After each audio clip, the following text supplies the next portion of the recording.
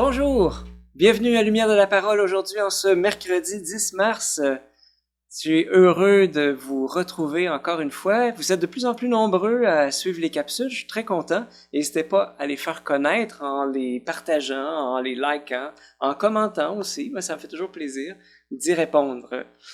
Alors, aujourd'hui, on se met à l'écoute de l'Évangile de Jésus-Christ selon Saint Matthieu. En ce temps-là, Jésus disait à ses disciples: ne pensez pas que je sois venu abolir la loi ou les prophètes. Je ne suis pas venu abolir, mais accomplir. Amen, je vous le dis, avant que le ciel et la terre disparaissent, pas un seul trait, pas un seul iota ne disparaîtra de la loi jusqu'à ce que tout se réalise. Donc, celui qui rejettera un seul de ces plus petits commandements et qui enseignera aux hommes à faire ainsi, sera déclaré le plus petit dans le royaume des cieux. Mais celui qui les enseignera et les observera, celui-là sera déclaré grand dans le royaume des cieux. Acclamons la parole de Dieu. Louange à toi, Seigneur Jésus. Alors Jésus, dans la Palestine, à son époque, il n'a pas passé inaperçu. Il y a eu des paroles et des actes qui ont vraiment suscité l'étonnement. C'était pas un gars ordinaire. Et vous savez, parmi ces paroles, par exemple, il a dit, vous avez entendu qu'il a été dit, tu ne commettras pas de meurtre. Moi, je vous dis, celui qui se met en colère contre son frère passera en jugement. Ensuite, il disait, vous avez entendu qu'il a été dit, œil pour œil, dent pour dent. Moi, je vous dis, aimez vos ennemis.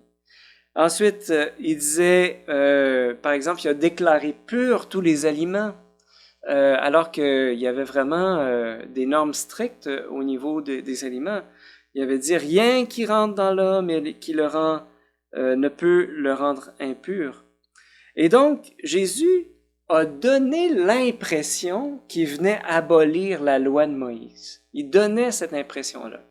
Et je pense que c'est les feedbacks qu'il recevait. Alors, c'est pour ça que c'était important pour lui de dire, ne pensez pas que je suis venu abolir la loi ou les prophètes, je ne suis pas venu abolir, mais accomplir. Et c'est bon de se poser la question, à quoi servent les lois? Donc, on avait, dans le temps de Jésus, la loi de Moïse, mais on a tout plein de lois. On a des lois pour protéger les enfants, par exemple. On a le code de la route où est-ce qu'on doit arrêter un feu rouge. Pourquoi les lois existent? C'est parce que le mal existe. S'il n'y avait que du bien sur la terre, il n'y aurait pas de loi. Mais c'est parce qu'à un moment donné, à un carrefour de circulation, la loi de la préséance, la préséance n'a pas toujours prévalu. Alors, pouf, il y a eu des accrochages. C'est pour ça qu'on s'est dit, on va mettre un feu rouge puis un feu vert selon les directions. Donc, c'est une loi que de s'arrêter sur un feu rouge pour ne pas qu'il arrive le mal d'un accrochage ou d'un accident. La même chose pour les limites de vitesse, même chose pour ne pas tuer, ne pas voler, ne pas calomnier, ne pas enfreindre la réputation de quelqu'un. Les lois existent parce que le mal existe. Et quand Jésus dit « Je ne suis pas venu abolir la loi », donc c'est comme, ça voudrait dire on ôte toutes les lois puis on peut faire tout le mal qu'on veut, mais non. Quand il dit « Je suis pas venu abolir la loi, mais l'accomplir », c'est l'accomplir comment? C'est l'accomplir par amour. Par amour. Et c'est l'amour qui accomplit la loi. En quel sens? Je vous donne un exemple. On a ces temps-ci l'affaire Mike Ward à la Cour suprême. Donc, on se rappelle, c'est un humoriste qui s'est moqué de l'handicap de Jérémy Gabriel. Et donc, à la Cour supérieure, Mike Ward avait été condamné à verser 35 000 $ pour ses propos, au fond. Donc, la loi prévoit qu'on ne peut pas s'attaquer à, je dirais, dire des paroles pour se moquer, pour, je dirais, abîmer la réputation de quelqu'un, vous voyez? Et donc ça, c'est la loi.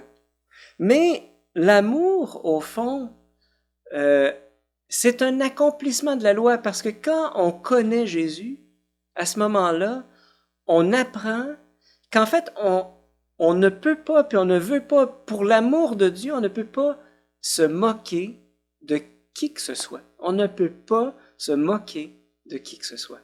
Par amour. Par amour. Et donc, comment, dans ce cas-ci, eh bien, Jésus vient accomplir la loi? C'est en appelant Mike Ward à devenir le prochain de Jérémie. C'est-à-dire, d'abord en lui demandant pardon humblement pour ses propos, en cherchant à le dédommager sans avoir à passer par tout le système judiciaire, à devenir son ami, à le visiter, à devenir frère. Imaginez, et c'est ça l'Évangile. L'Évangile, à ce moment-là, s'il pénètre dans le cœur de l'humoriste, eh bien, il va faire amende honorable et de l'ennemi je dirais, de l'ennemi qu'il est de Jérémie Gabriel, il va devenir son ami, son frère. Voilà. Je dirais, c'est à ça que l'Évangile nous appelle. Et si c'est ça, eh bien, on n'a plus besoin de la Cour supérieure, on n'a plus besoin de la Cour suprême, je dirais, dans ce cas-ci, là, évidemment, parce que l'amour, l'Évangile, a accompli la loi. Quand ces deux-là vont devenir frères à cause du Christ, on n'aura plus besoin de loi. Parce que Mike Ward va devenir, tu vois, rempli de charité. Vous voyez, alors, c'est un exemple imaginaire, vous voyez, parce que c'est d'actualité. Mais c'est ça le règne de Dieu. C'est ça le règne de Dieu. C'est l'Évangile qui pénètre au plus profond de nos cœurs, qui nous transforme. Voilà. Peut-être on pourrait se poser la question aujourd'hui, en quoi est-ce que j'ai besoin de passer à la loi, de la loi, à l'amour? Hein? Faire plus que ce que la loi me demande, c'est-à-dire plus que juste de s'abstenir de faire le mal et d'être proactif à faire le bien. Demandons la grâce à l'Esprit Saint qui nous fasse voir qu'est-ce qu'on a à transformer dans nos vies aujourd'hui, grâce à cet évangile qu'on a entendu. Et je demande à Jésus de vous bénir au nom du Père, du Fils et du Saint-Esprit. Amen.